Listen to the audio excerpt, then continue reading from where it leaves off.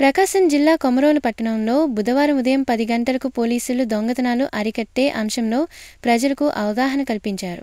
స్థానిక SI Nagaraju auto mike set ద్వారా ప్రచారాన్ని నిర్వహించారు.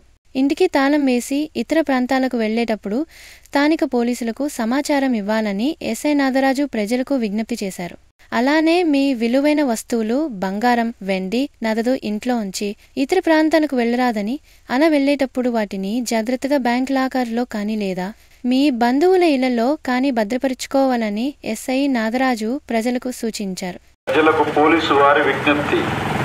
గ్రామాలలో కొందరు అనుమానాస్పద వ్యక్తులు గ్యాంగులుగా ఏర్పడి స్విఫ్ట్ డిజైర్ తెలుపు రంగు గల కారు నెంబరు AP35 AF 4317లో సంచరిస్తూ తాళాలు వేసి ఉన్న ఇళ్లను పగలగొట్టి ఇంటిలోని బంగారు మరియు విలువైన వస్తువులను దొంగతనం చేస్తున్నారు.